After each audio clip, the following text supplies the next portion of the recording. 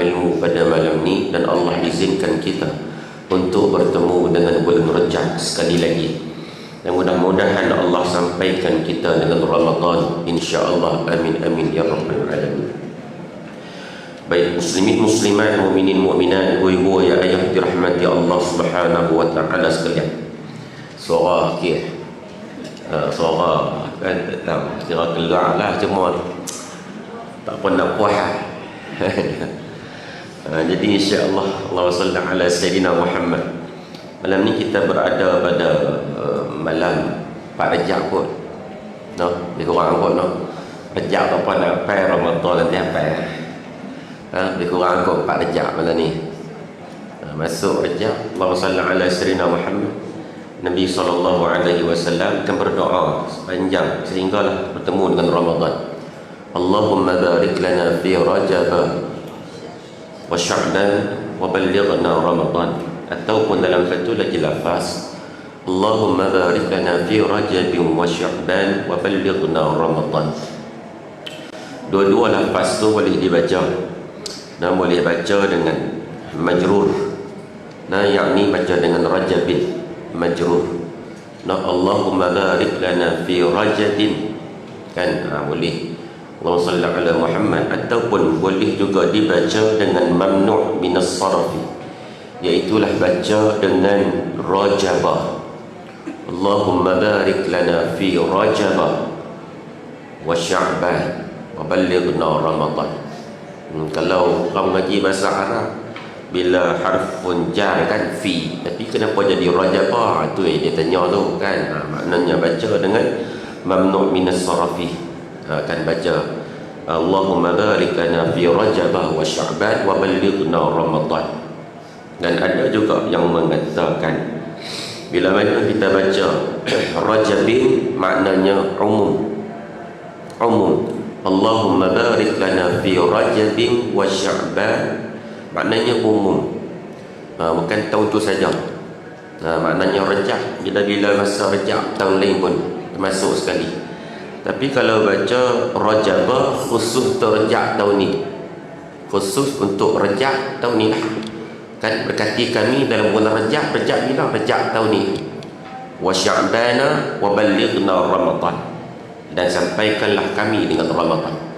Sampai di sini ialah sampai kita mohon ni sampai dalam keadaan kita sihat tubuh badan, kan, sihat tubuh badan dan kuat, boleh melakukan amal ibadah khususnya dalam bulan Ramadan akan datang insya-Allah. Tak sampai 2 bulan dah, kan, tak sampai 2 bulan dah, hampir 2 bulan lah.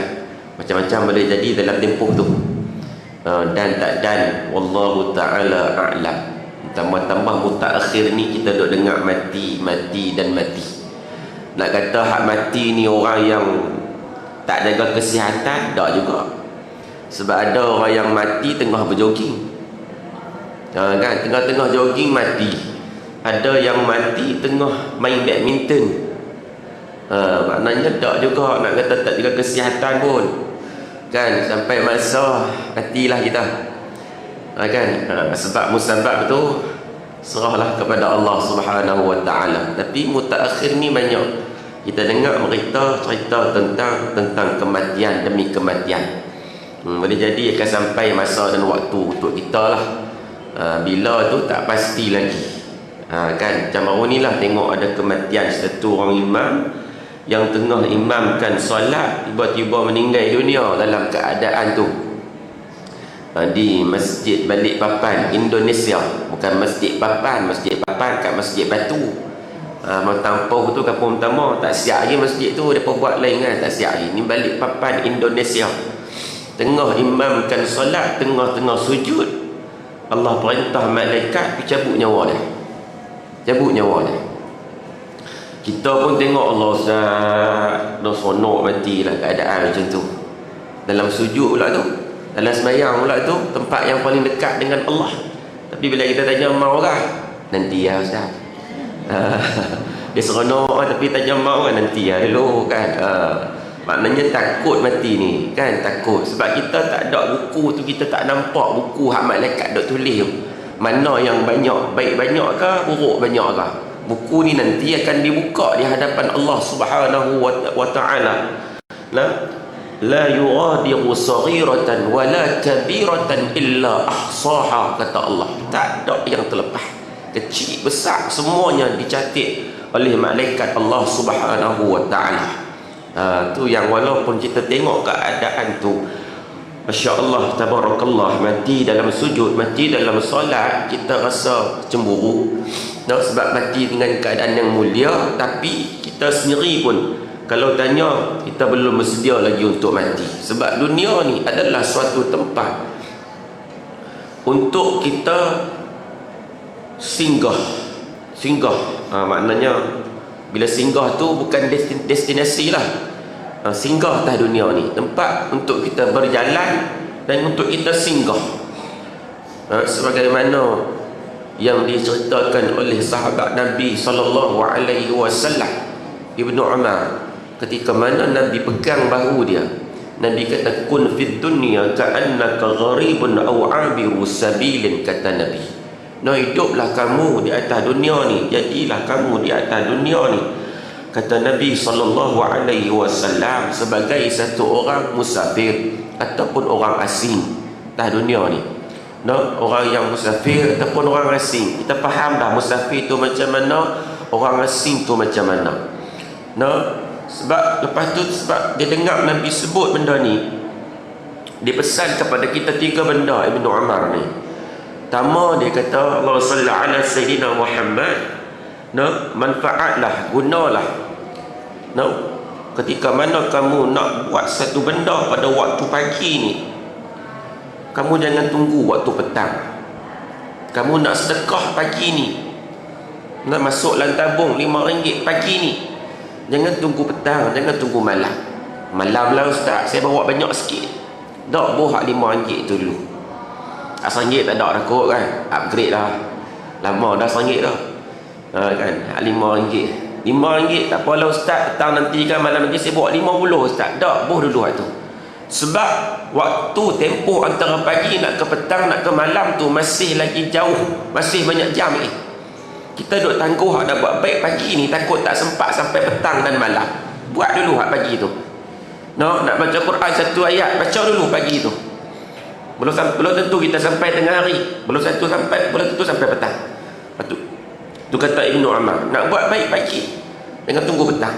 Buat dulu setakat mana kita boleh buat. Yang kedua kata Ibnu Umar, Allahumma salli ala sayyidina Muhammad, gunakanlah sihatmu sebelum sakitmu. Ketika mana sihat, kita nak main masjid, kita nak main solat jemaah, kita nak baca Quran, kita nak sedekah, kita nak buat apa pun waktu sihat ni, buat dulu. Jangan tiba waktu sakit, orang pergi ziarah kita, ustaz pergi ziarah kita, imam pergi ziarah kita, kawan-kawan pergi ziarah kita, baru kita kata, Allah ni kalau sihat ni teringin nak pergi masjid kalau sihat ni teringin nak puasa ni, kalau sihat teringin nak baca Quran ni. Padahal dulu sihat Allah bagi kat dia, dia tak gunakan pun nikmat tu untuk dia buat amal ibadah. Sebab tu kata Ibnu Umar, nak buat amal, nak buat ibadah waktu sihat sebelum sakit. Tapi kalau dah kita dah buat masa sihat ni, nak sakit kita nak buat lagi, alhamdulillah. Dan sakit tak boleh main, kata ulama. Orang yang sakit ni masa sihat dia duk main, sakit dia tak boleh main masjid, tak boleh main majlis ilmu. Allah bagi pahala tu kat dia, pahala main majlis ilmu tu kat dia, pahala main masjid tu kat dia. Begitu juga kata Ibnu Umar yang ketiga, dia nasihat kita ni, nak buat amal, nak buat ibadat, hidup sebelum kita mati. Sebelum kita mati, yakni hiduplah ni nak buat amal ibadat, buatlah. Jangan sampai kita mati baru kita nak minta dan merayu kepada Allah untuk buat amal ibadat, baru teringat nak buat amal ibadat, baru rasa menyesal waktu tu dulu tak buat amal ibadat. Jadi masalah lah dunia yang Allah bagi kepada kita untuk kita singgah, untuk kita buat amal ibadat ni, maka gunakanlah nikmat ni. Sebab itu ada beberapa golongan yang mereka merayu pada hari kiamat nanti agar impian mereka ni ditunaikan oleh Allah Subhanahu wa ta'ala. Hari kiamat nanti mereka akan minta kepada Allah, rayu kepada Allah untuk Allah tunaikan impian ni. Namun Allah Subhanahu wa ta'ala tidak mengendahkan rayuan mereka ni. Siapa golongan-golongan ni? Allahumma salli ala Sayyidina Muhammad. Antaranya golongan yang mengimpikan untuk menjadi tanah, minta kepada Allah hari kiamat nanti biar mereka jadi tanah pun tak apa, biar jadi tanah pun tak apa. Ayat ni mungkin ibu-ibu, ayah-ayah dah dengar dalam surah An-Naba, juzuk yang ke-30 lah. Surah An-Naba, hujung surah tersebut Allah Subhanahu wa ta'ala berfirman kepada dia, inna anzarnakum 'adzaban qariba, sesungguhnya kami telah peringatkan kepadamu, yakni orang-orang yang kafir, tentang azab yang dekat. Kata Allah, yauma yanzurul mar'u ma qaddamat yadah, pada hari manusia melihat apa-apa yang telah diusahakannya. Allah tunjuk apa yang kita buat. Allah buka buku kita ni kan, manusia akan melihat apa yang telah dia usahakan. Fayaqulul kafiru ya laitani kuntu turaba, maka berkatalah orang kafir ni, kata Allah Subhanahu wa ta'ala, alangkah baiknya, ya laitani, alangkah baiknya jika aku menjadi tanah, supaya aku tidak dibangkitkan untuk dihitung amalku dan menerima balasan.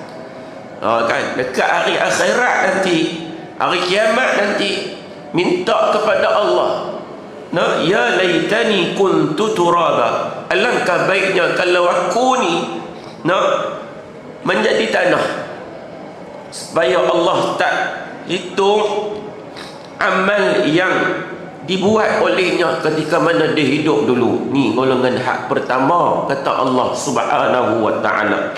Minta kepada Allah Subhanahu wa ta'ala untuk dia jadi tanah. Lah ni tuan-tuan, kalau tanya siapa nak jadi tanah, tak mau. Kan? Batu belah, batu bertangkuk, mak dia sumpah jadi batu belah, batu bertangkuk. Walaupun cerita tu dongeng, kan? Tapi hak tu pun tak mau nak jadi manusia, sebab manusia ni golongan hak Allah jadikan yang paling baik. Laqad khalaqnal insana fi ahsani taqwim, golongan paling baik ni manusia lah Allah jadikan. Allahumma salli ala Sayyidina Muhammad. Yang kedua, golongan yang kedua adalah golongan yang mengimpikan tidak diberi kitab, tidak diberikan rekod amalan kepada mereka. Tak dapat buku amalan ni. Allahumma salli ala Sayyidina Muhammad. Tak ada buku. Tadi kan dalam surah Al-Kahfi tadi saya baca, kita kan dapat buku kita, buku amalan kita masing-masing. Tapi ada golongan yang mengimpikan supaya dia tak dapat kitab amalan ni, tak dapat buku rekod ni. Jangan zaman kita sekolah kan, buku rekod nak balik tunjuk kat mak ayah pun seriau, sebab tak apa pandai. Kan di sekolah kena dah buat balik kena lagi, saya tak apa pandai. Kan sebagaimana dalam firman Allah Subhanahu wa ta'ala, yang pandai tak apa, yang pandai seronok, tak sabar. Kan macam dengan saya ni tak apa pandai kalau buat balik tunjuk pun kat mak, kat ayah jarang. Kan kat ayah jarang. Golongan kedua tadi, golongan yang mengimpikan tidak diberikan kitab, yakni rekod amalannya. Sebagaimana dalam Al-Quran surah Al-Haqqah pada ayat ke-25, wa amma man utiya kitabahu bishimalih, dan adapun orang yang menerima kitab amalannya dengan tangan kirinya, shimal, dapat dengan tangan kiri. Ini satu petanda. Dapat dengan tangan kanan, dapat dengan tangan kiri, satu petanda yang Allah dah habaq dalam Quran. Golongan yang dapat kitab amalan dengan tangan kiri ni, fayaqulu ya laitani, maka dia akan berkata, yakni kata dengan sesalnya, menyesalnya. Dapat kiri, kita duk harap kanan, tiba-tiba dapat kiri ni, apa nak kata? Nah, harapan kita kanan lah, tapi tak tahu ni. Nah, maka dia akan berkata dengan sesalnya, kata Allah, nah, alangkah baiknya, ya laitani lam uta kitabiyah, alangkah baiknya kalau aku tidak diberikan kitab amalanku. Dapat kiri ni macam tak dapat pun tak apa. Nah, kalau dapat kanan ni alhamdulillah, dapat kiri. Kiri ni kalau boleh tak dapat pun tak apa. Senang cerita macam tu. Sebab dapat ni bukan maknanya petanda yang tak baik untuk kita. Petanda yang tak baik untuk dia sebab dapat daripada kiri. Tu yang kedua. Allahumma salli ala Sayyidina Muhammad. Maka berkata Dr. Wahbah Az-Zu'ai di dalam tafsir Al-Munir, di akhirat kelak si pendosa akan mengimpikan, alangkah baiknya buku ini tidak diberikan kepada aku, alangkah baiknya semua amalan aku tidak dibentangkan kepada aku. Nada penyesalan tanpa kesudahan lantaran takut kepada bayangan dosa yang pernah dilakukan ketika hidup di dunia dulu ni. Begitulah bila mana dapat daripada kiri ni, Allahumma salli ala Sayyidina Muhammad, dan ada penyesalan ni. Nah, alangkah baiknya jika buku ni tak diberikan kepada aku. Nah, sebagaimana kata-kata Dr. Wahbah Az-Zuhaili dalam tafsir Al-Munirnya. Allahumma salli ala Sayyidina Muhammad. Golongan yang ketiga adalah golongan yang mengimpikan agar mengikut jalan Rasul di dunia ni. Tapi cerita ni balik ke Allah dah. Cerita ni di hari akhirat dah. Tapi mengimpikan agar mengikut jalan Rasul ketika di dunia. Nah, sebagaimana dalam firman Allah Subhanahu wa taala dalam surah Al-Furqan pada ayat 27. Wa yawma ya'addu adh-dhalimu 'ala yadayhi, dan ingatlah pada hari ketika orang zalim menggigit kedua-dua tangannya, yakni marahkan dirinya sendiri. Yaqulu ya laitani, seraya dia berkata, alangkah baiknya kalau aku di dunia dulu mengambil jalan yang benar bersama-sama dengan Rasul. Ni orang yang zalim. Nah, orang yang zalim nak gigit kedua-dua tangannya sendiri dan merayu kepada Allah Subhanahu wa taala. Alangkah baiknya jika aku di dunia dulu ni ambil jalan, ikut jalan yang benar bersama-sama dengan Rasul sallallahu alaihi wasallam. Sebab Allah dalam Quran, wa ma atakumur rasulu fakhudhuh, kata Allah Subhanahu wa taala, apa yang diperintahkan oleh Rasul, apa yang dibawa oleh Rasul, fakhudhuh, kata Allah, terima dan amalkan. Bukan terima je, ada orang dia terima tapi tak beramal. Terima dan amalkan, kata Allah Subhanahu wa taala. Wa ma nahakum anhu fantahu, kata Allah, apa yang dilarang oleh Rasul, kata Allah Subhanahu wa taala, maka patuhilah, ikutlah. Nah, jangan jadi golongan macam nombor 3 ni, bila balik kepada Allah Subhanahu wa taala baru dia akan menyesal. Allahumma salli ala Sayyidina Muhammad. Nah, inilah penyesalan yang dilakukan oleh golongan-golongan yang zalim. Mereka akan menjadi resah gelisah di akhirat nanti. Tanpa sedar, maka gigit tangan mereka sendiri, walaupun dalam keadaan darah sakit pada waktu tu. Mereka tidak fikirkan yang demikian kerana mengenangkan penyesalan yang berlaku ke atas diri mereka lebih besar lagi pada waktu dan ketika hari kiamat tu nanti, hari akhirat tu nanti. Dia tak peduli dah ibu-ibu sekalian, sakit ke, darah ke, tak peduli dah. Sebab itulah tempat kita yang kekal nanti ni. Sebab tu dunia ni lah tempat kita nak buat amal ibadat. Dunia ni kita nak singgah buat amal ibadat, dan balik sana ni nyesal macam mana pun tak ada guna dah. Nak teriak macam mana pun tak ada guna dah. Sakit darah macam mana pun tak peduli dah kita waktu tu. Kita nak selamat. Allahumma salli ala Sayyidina Muhammad. Yang keempat, hak ni nampak simple, tapi jaga-jaga. Golongan yang mengimpikan ada teman yang soleh, kawan yang soleh. Dalam Quran pun Allah dah abang, Allahumma salli ala Sayyidina Muhammad, dalam ayat yang lain lah. Betapa dia menyesal di dunia dulu ikut kawan yang tidak mengingatkan dia kepada Allah Subhanahu wa taala. Juga dalam surah Al-Furqan pada ayat 28, dia kata, ya wailata laitani lam attakhidh fulanan khalila. Wahai Tuhan, celakalah aku.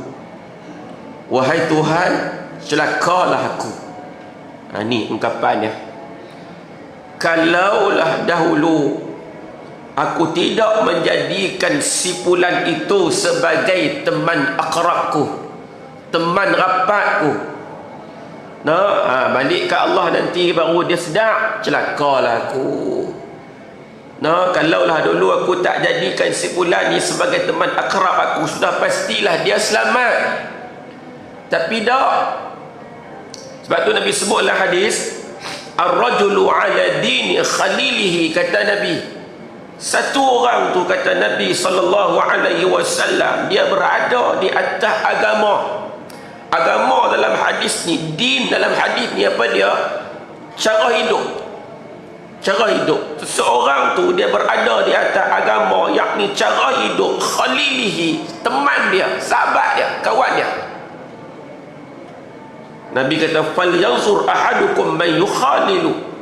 Maka kata Nabi, hendaklah salah seorang daripada kamu meneliti, melihat dengan siapa dia berteman, dengan siapa dia berkawan.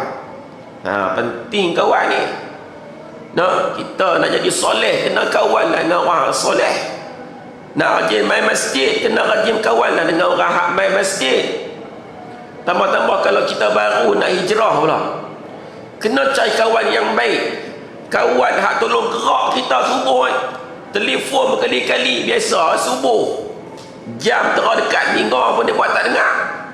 Tambah telefon. Ni ada kerak telefon ni orang cinta orang cinta kan. Konon-kononnya couple Islami. Kan tolong gerak subuh lah apa. Dah menikah nanti duduk sebelah pun tak gerak.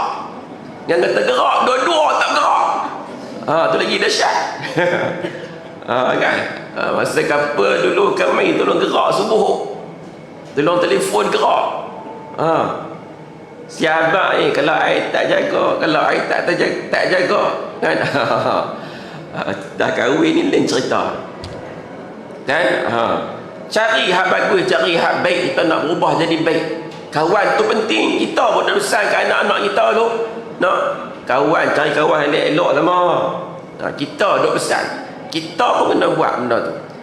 Macam orang take judi take judi, take nombor ekor apa semua ni, sebut take ni kau tak apa elok kan. Kita nak berhenti main judi ni.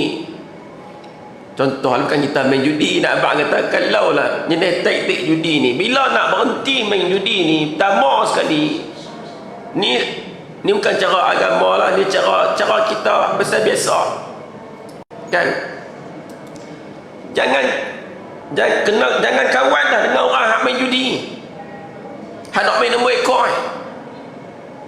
kan. Ini kira cara kita tak erti tak erti duk baca hadis Nabi apa semua. Nak berhenti main judi, tamanya putus kawan dengan kawan nak main judi ni. Jangan duk kawan lah, putus terus. Kadang-kadang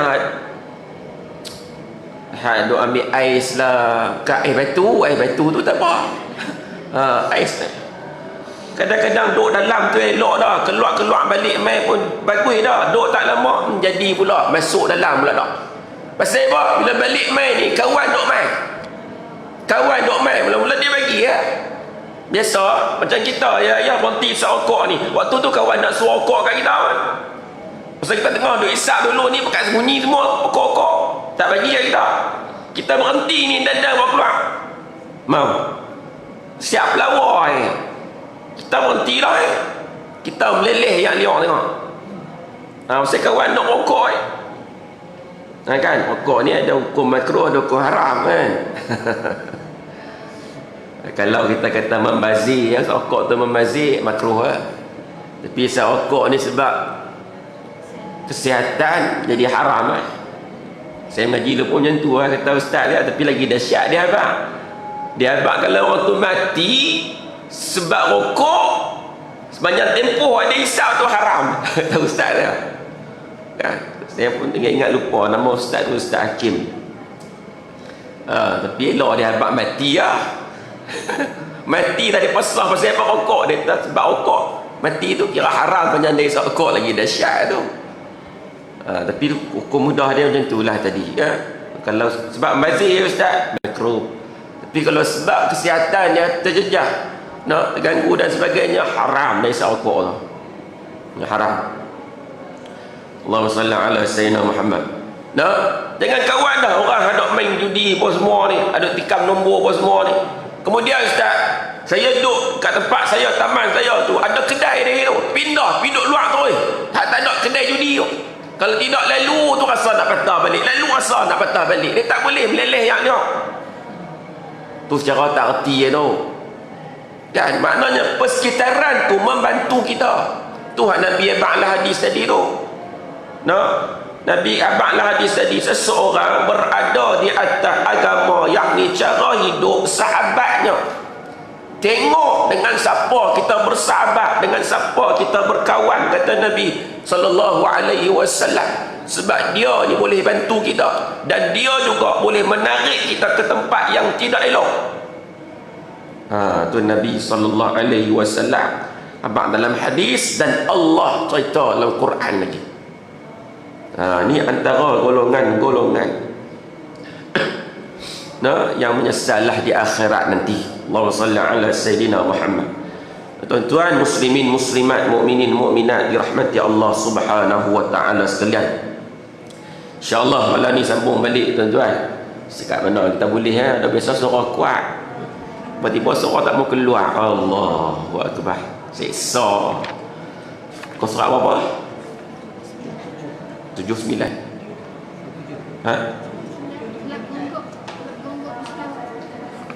77, 79 ada khilaf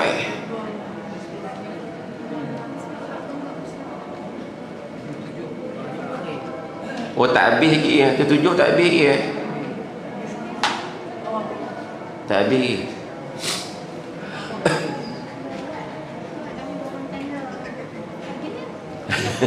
Muslimat tanda habis lah tak apalah saya patah balik dah sikit 77 saya ingat tadi doa tu ada khilaf ni pun ada khilaf kan. Tak apa kita orang patah balik tak apa tak rugi 77 baik. Allahumma salli ala sayyidina Muhammad. 77 pada firman Allah tu kah? Allah berfirman. Baik 77 pada perenggan Allah Subhanahu wa taala berfirman tu. Baik. Sedang kamu menyembunyikan di dalam hatimu apa yang Allah akan menyatakannya dan kamu takut kepada manusia, sedang Allah lah yang lebih berhak kamu takuti. Al-Ahzab 37. Kita baca tu lah. Depan sekali tu cuma kita ambil sebahagian daripada tu. Allahumma salli ala sayyidina Muhammad.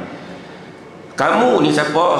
Kamu ni ialah baginda Nabi sallallahu alaihi wasallam. Nabi sallallahu alaihi wasallam.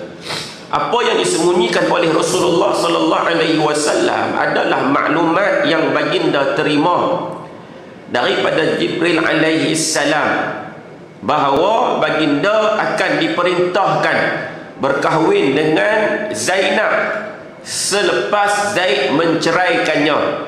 Tu yang di atas tu. Allah kata apa? Sedang kamu menyembunyikan dalam hatimu apa yang Allah akan menyatakannya. Yang ni Nabi dah dapat dah berita ni daripada Jibril alaihi salam, hebat dah kat Nabi sallallahu alaihi wasallam. Kan Nabi nak sembunyikan benda ni dalam hati. Sebab apa? Kata Allah, kamu takut kepada manusia, sekejap lagi mereka akan kata kepada kamu macam-macam. Kan zaman jahiliah ni dia jadi satu adat kepada mereka, bila ambil anak angkat kena bin atas orang yang ambil tu adat jahiliah. Nak bela nak angkat, dia kena bin atas nama dia. Sebab tu Nabi SAW nak awal-awal Nabi buat macam tu, sebab adat jahiliah macam tu sebelum Nabi diangkat menjadi Rasul. Tapi bila datang teguran Allah Subhanahu wa ta'ala ke atas baginda Nabi SAW, Allah larang, maka Nabi SAW kembalikan kan nama Zaid tadi, dibinkan kepada ayah kandung dia balik. Sebelum tu dibinkan Zaid bin Muhammad. Zaid bin Muhammad. Sebab tu bila jadi macam ni, Nabi SAW Allah kata, kamu takut kepada manusia, takut sekali lagi orang kata kat kamu ni kahwin dengan menantu kamu. Kan Zaid kan jadi anak Nabi. Bila bercerai, Nabi pula pergi menikah dengan hak tadi bekas menantu tu. Tu yang saya kata itu ada kisah yang orang reka sebab bercerainya Zaid dengan Zainab ni adalah kerana Rasulullah. Apa tu? Kisah palsu lah tu. Kisah palsu. Sebab Rasulullah pun nak dekat Zainab ni. Padahal kita baca pada awal itu, siapa yang pergi meminang Zainab ni untuk Zaid? Rasulullah. Rasulullah sallallahu alaihi wasallam. Tapi itu cerita palsu lah. Kalau jumpa dalam Google ke apa tu kan. Baik.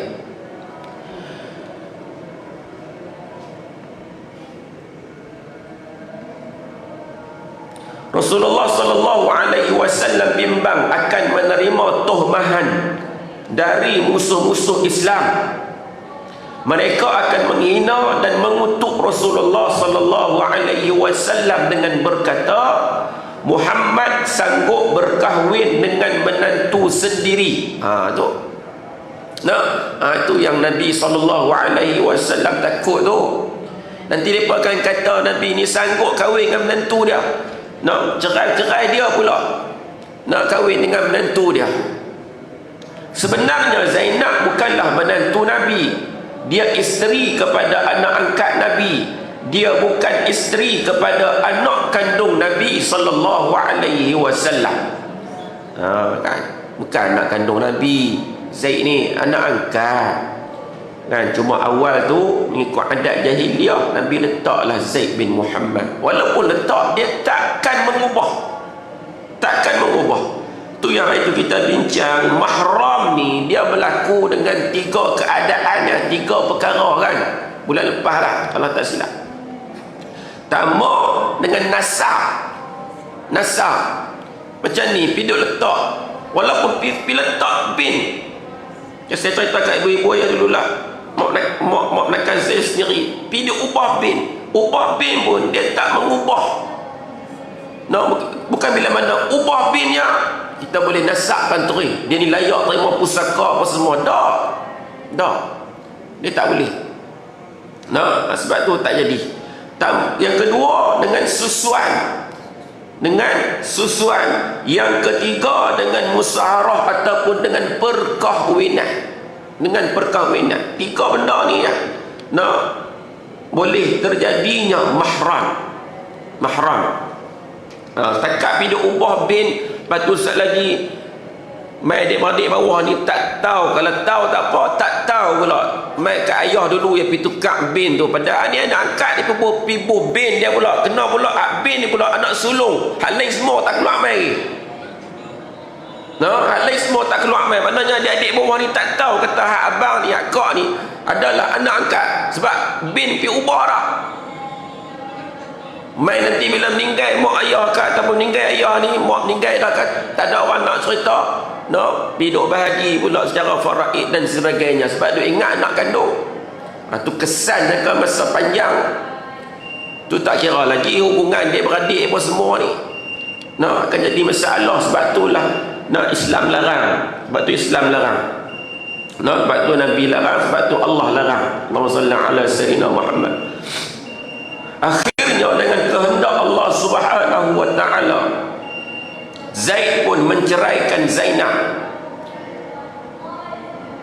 Kalau kita tengok awal-awal hari itu ni, Nabi nasihatkan mereka takwalah kepada Allah. Nabi nasihat, suruh pertahankan hubungan ni, suruh pertahankan. Tapi di akhirnya dengan kehendak Allah Subhanahu wa ta'ala, Zaid cerai juga dengan Zainab.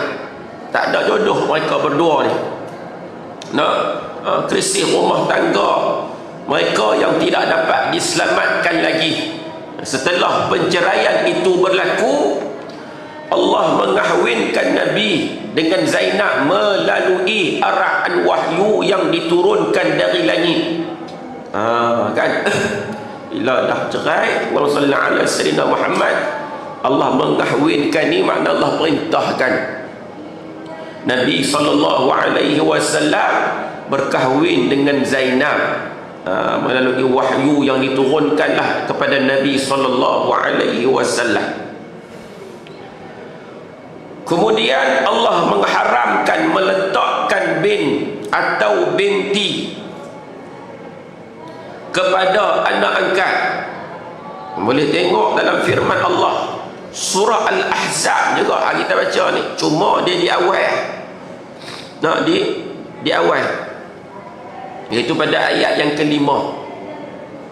Allah kata ud'uhum liabaihim, panggillah mereka, yakni anak-anak angkat tu, kata Allah, kepada bapa-bapa mereka, yakni bin dengan bin pak depa, ayah depa, walaupun kita belah daripada kecil sekali pun. Dengan dia ubah bin, dengan dia ubah binti. Kerana apa? Huwa aqsatu 'indallah, yang demikian itu lebih tepat di sisi Allah Subhanahu wa ta'ala. Kan? Itu Allah ba'du mengharamkan, Allah mengharamkan meletakkan bin atau binti kepada anak angkat. Allah haramkan letakkan bin atau binti kepada anak angkat, yakni bin orang belah tu lah. Dengan buah bin dia, dengan buah binti dia, kekalkan dengan ayah kandung dia, kekalkan dengan ayah kandung dia. Allahumma salli ala sayyidina Muhammad. Kerana mereka bukan anak kandung kita. Kan buat macam mana pun, Allah juga mengharamkan, Allah juga mengharamkan berbangga dengan keturunan.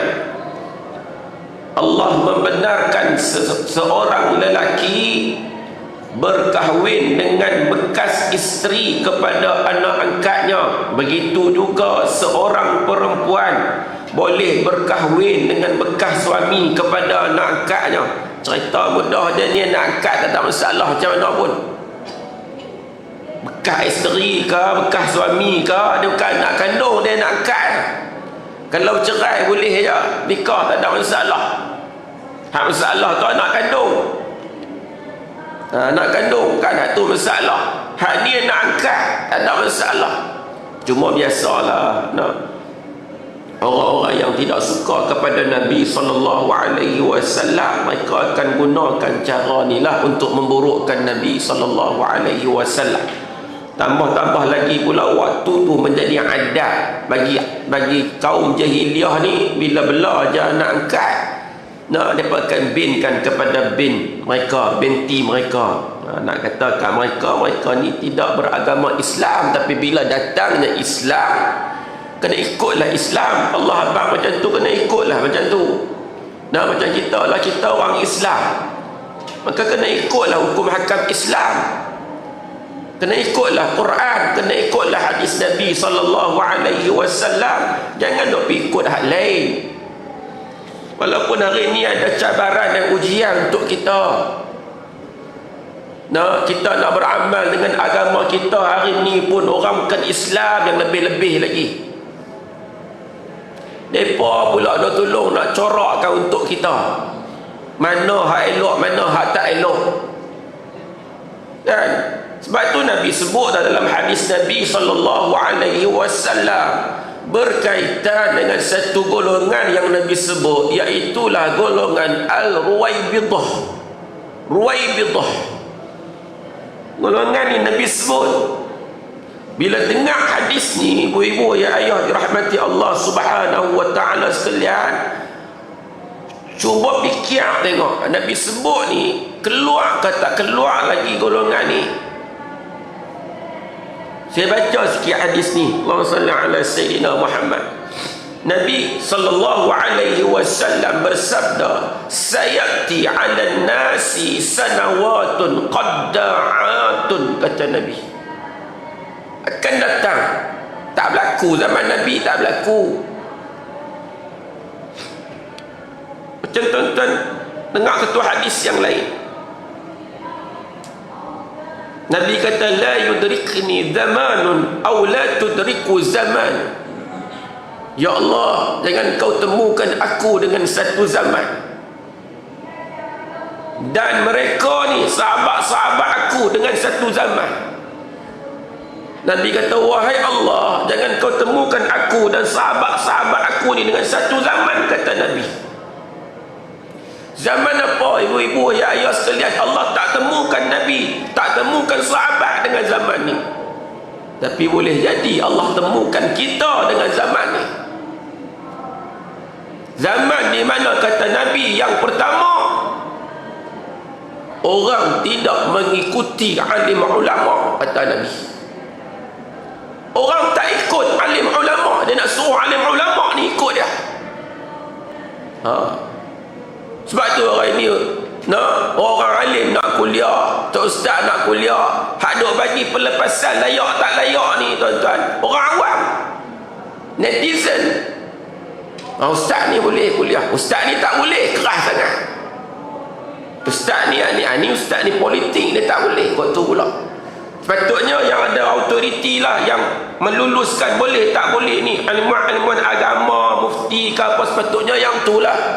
Ni dah tahap lah ni orang awam, netizen. Hak kadang-kadang kita bagi ni, suruh baca kitab Jawi je bagi, dia kata ni Arab ni tak boleh, bukan Arab, baru Jawi. Tu pun tak kenal dah, tu pun jangan. Dia suruh tuan-tuan alim ni pergi mengaji lagi, tu tak tahan. Padahal memanglah orang alim ni dia akan mengaji, dia tak pernah puas dengan mengaji. Dan mengaji pula dia tawaduk. Bila dia pergi mengaji, walaupun guru tu sallallahu alaihi Sayyidina Muhammad, nak orang tak kenal pun, dia ni lagi orang kenal, tapi bila dia pergi mengaji, dia sanggup duduk bawah, tak apa. Ni orang hak mengaji ni tawaduk. Jangan jadi orang hak mengaji macam Nabi sebut 3 ciri tu. Yang hujung hadis tu Nabi kata, adkhalhullahu an-nar, Allah masukkan mereka dalam neraka walaupun mengaji. Boleh lah tu. Seorang tak tahu keluar, tak keluar balik, nak tidur tak boleh pula lagi. Dia ketui tu ni tak boleh tidur. Sesah. Allahumma salli ala Muhammad. Ni pun seorang kuih tinggi, kuih kecil, kuih besar, kacau. Allahumma salli ala Sayyidina Muhammad. Tuan-tuan, ibu-ibu ya ayah dirahmati Allah Subhanahu wa taala. Dua kata Nabi, jangan kau temukan aku dan sahabat-sahabat aku dengan golongan yang mana pada waktu tu orang-orang yang penyantun, orang-orang yang akhlaknya ni mulia, orang tak segani lah. Orang tak segani dengan orang-orang yang akhlak mulia. Zaman tu kata Nabi, berlaku zaman kita. Fikir tengok. Kiang tengoklah, Allahumma salli ala Sayyidina Muhammad. Tu satu. Nah, dah berlaku dah ni, berlaku dah. Tu tanda-tanda kecil kiamat tu. Baik, balik pada hadis tadi. Nabi kata akan datang kepada manusia tahun-tahun yang penuh dengan penipuan, penuh dengan tipu daya. Dan tahun-tahun yang penuh dengan penipuan, penuh tipu daya. Yusaddaqu fiha al-kadhibu wa yukadzabu fiha as-sadiqu, kata Nabi. Yang mana orang yang benar ni dikatakan penipu, hak betul tu dia kata bohong. Hak cakap betul, hak cakap benda hak benar, yang sampaikan benda yang betul, hak tu dia kata bohong, tipu. Sebaliknya orang yang bohong tu dia kata betul. Pendusta-pendusta tu pula dikatakan benar, dipercayai kata-kata mereka tu. Ada lagi ciri tu, sekat tu ada lagi. Orang ni cakap betul tapi orang kata dia bohong. Kawan ni pula bohong tapi orang kata dia betul. Kan? Kadang cakap orang kata bohong dah, orang kata betul lah, betul juga. Gelak jahat. Orang tak ada macam tu lah. Tuan-tuan, ibu-ibu sekalian, bahaya ni zaman ni. Sebab keluar dia punya presiden nanti lagi dahsyat daripada ni, Dajjal. Keluar Dajjal lagi dahsyat daripada ni. Jadi nak pi kepada Dajjal tu, ni lah sifat-sifat ni duk keluar ada kat Dajjal nanti tu duk mula dah. Hari ni orang hak kata betul, orang kata dia bohong. Hak bohong ni orang duk kata dia betul pula. Orang duk guna kata-kata dia, orang duk percaya kata-kata dia. Satu. Kemudian kata Nabi SAW, diberikan amanah kepada pengkhianat. Amanah pergi duk bagi kat orang hak khianat. Tahu dah dia ni tak boleh pegang amanah dengan duk bagi, tapi dah pergi duk bagi juga. Pergi duk suruh dia pegang juga benda ni. Dia bukan satu orang yang amanah, tapi duk bagi kat dia, suruh dia pegang. Duk kata tak apa, dia ni amanah, pada rekod ada dah, dia ni bukan amanah pun. Ni bukan nama parti ni, ni sifat amanah. Sebut banyak kali dengan dia pun duk rasa kot lain ni. Duk rasa kot lain, tak faham kot lain pula. Sifat dah, rekod dah ada dah ni, dia ni pecah amanah pun dah ada dah rekod ni. Tiba-tiba piduk bagi pula suruh pegang amanah. Dah tahu dah tak amanah, tapi piduk bagi suruh pegang amanah. Kita ni tuan-tuan, contohlah kalau kita ni nak perangi rasuah, kita tu kena bersih dulu rasuah. Tapi kalau kita nak perangi rasuah, kita ni pun rekod rasuah berlambak, macam mana? Macam mana? Kalau nak perangi macam mana? Boleh ya?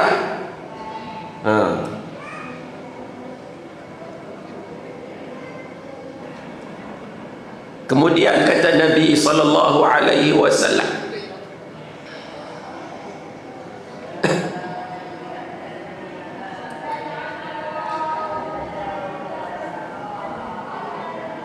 dikhianati orang-orang yang amanah.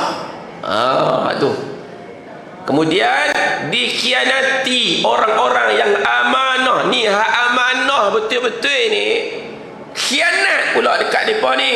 Piduk fitnah pula mereka ni, piduk buat kes bagi mereka ni nampak macam salah, padahal ni betul mereka ni orang amanah ni, betul.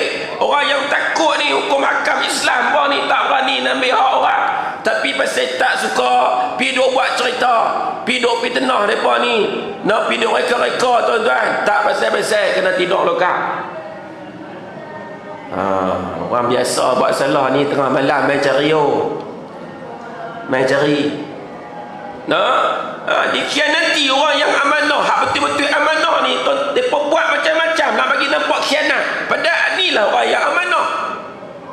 Sebab tu doa akhir zaman ni tuan-tuan, as-sabiru fihim ala dinihi kal qabidi ala al-jamri, kata Nabi. Akhir zaman ni macam tu, orang yang pegang teguh kepada agamanya ni, hak nak macam tadilah duk jaga amanah ni, jaga sungguh. Orang duk buat fitnah kat dia, nak orang pergi report palsu lah, kata dia begini tuan-tuan, tengah malam main duk cari daripada adanya orang yang pegang dengan agama, orang yang takut tuan-tuan dalam bab ni. Orang yang pegang agama ni, kata Nabi, na as-sabiru fihim ala dinihi kal qabidi ala al-jamri, kata Nabi. Orang yang pegang kepada agamanya laksana dia menggenggam bara api, kata Nabi. Tu hak dia kena bayar. Kan dia akan terima kecaman, dia akan difitnah, dia akan disakiti dan tersakiti lah. Tapi mudah-mudahan dia istiqamah dengan ujian yang Allah bagi kat dia tu, dia sabar dengan ujian tu, insya-Allah. Kemudian Nabi SAW sebut, baginda Nabi SAW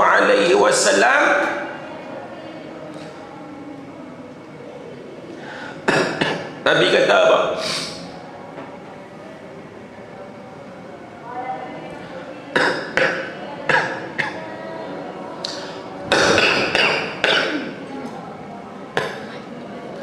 Kemudian akan berkata-katalah golongan Al-Ruwaibidah, akan berkata-katalah golongan Al-Ruwaibidah, kata Nabi.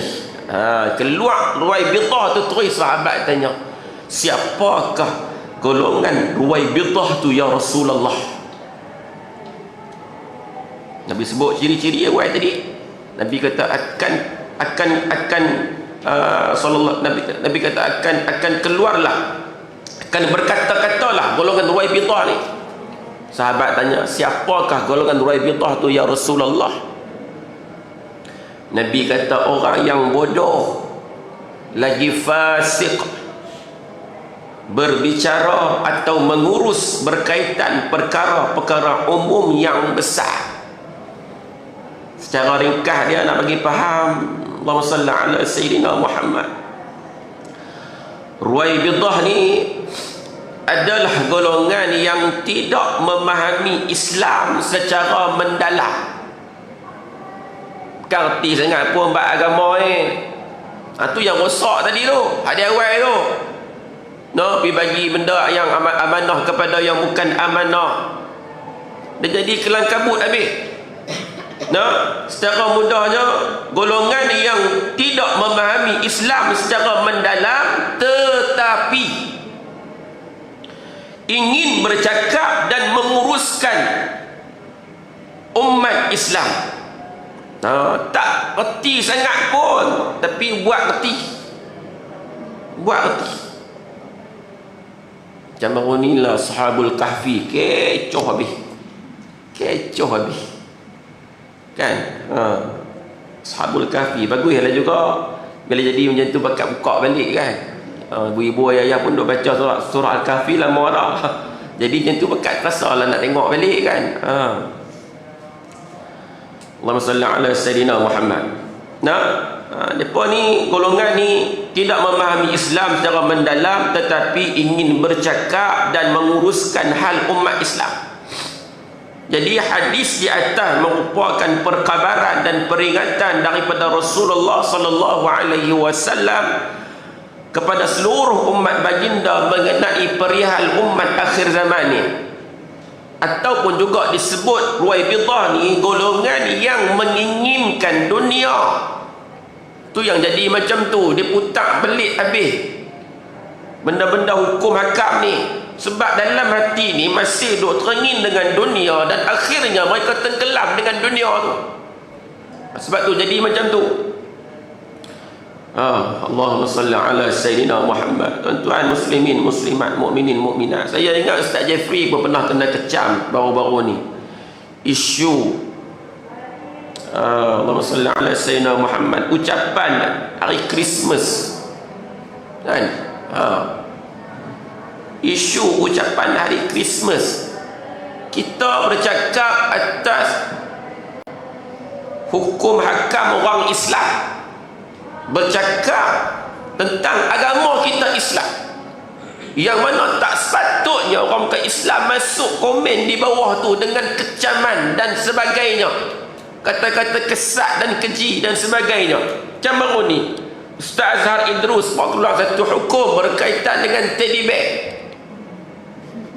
Teddy bear kan? Saya pun tak tahu teddy bear tu apa dah.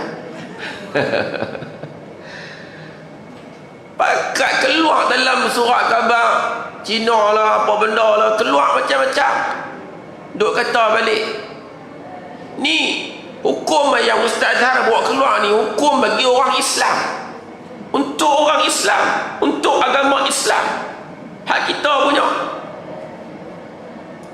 Tapi orang bukan Islam yang sibuk hari ni kecam dan sebagainya. Nah, ni akhir zaman. Sebab apa jadi macam ni? Sebab ada kalangan orang Islam sendiri yang buka ruang ni. Kalau tak ada orang Islam yang buka ruang ni kepada mereka, mereka pun tak berani. Tapi ada kalangan orang Islam sendiri yang buka ruang ni. Ada kalangan ustaz yang nak komen pendapat Ustaz Azhar tu, bawa keluar pendapat dia, tapi di atas tu dia condemn dulu Ustaz Azhar. Ustaz juga tu. Itulah antara punca-punca dia, yang mana hari ni orang bukan Islam pelekehkan agama kita, main-main dengan agama kita, kan? Ibu-ibu ya ayah dirahmati Allah Subhanahu wa taala sekalian. Jadi banyak sangat dah Nabi SAW pesan dalam hadis-hadis yang kita hari ni pun nampak dah benda tu sikit demi sikit Allah dah tunjuk pada kita dah. Mudah-mudahan orang Islam semakin hari semakin bersatu lah, insya-Allah, bukan semakin berpecah belah, semakin kuat insya-Allah. Itu pun takut juga Nabi itu sebut tu, dan tak mau jadi macam buih di lautan ya. Kita tak kuat, kita kena kuat. Allahumma salli ala Sayyidina Muhammad. Nak orang agama kena bersatu untuk agama dengan orang agama, memperlekehkan antara satu sama lain. Ini pun menjadi jalan-jalan, lorong-lorong untuk orang pandang rendah pada Islam, pada alim ulama. Jadi ibu-ibu ya ayah dirahmati Allah Subhanahu wa taala, sekadar itulah malam ni. Insya-Allah panjang umur, kita jumpa lagi lah bulan depan. Allahumma salli ala Sayyidina Muhammad. Mudah-mudahan Allah panjanglah umur kita. Nah ibu-ibu ya ayah, masuklah saya. Allahumma salli ala Sayyidina Muhammad. Benda ni tak ada kira ibu-ibu ya ayah. Malam ni kita duduk ngaji, malam ni kita duduk bergurau senda, senyum tawa, tiba-tiba bulan depan tak ada dah. Siapa yang tahu? Tak ada siapa tahu, kan? Semua tu rahsia Allah Subhanahu wa taala. Insya-Allah bulan depan kita akan masuk bab yang ke-28. Ulat gonggok berselawat kepada Nabi sallallahu alaihi wasallam berdasarkan surah Al-Ahzab ayat 56, insya-Allah. Ulat pun selawat kat Nabi, kita tak mau selawat kat Nabi, teruk ada ulat ni. Wallahu taala a'lam. A'udzu billahi minasyaitonir rajim. Bismillahirrahmanirrahim. Alhamdulillahi rabbil alamin, wassalatu wassalamu ala rasulillahil amin sayyidina Muhammad wa ala alihi wa sahbihi ajma'in.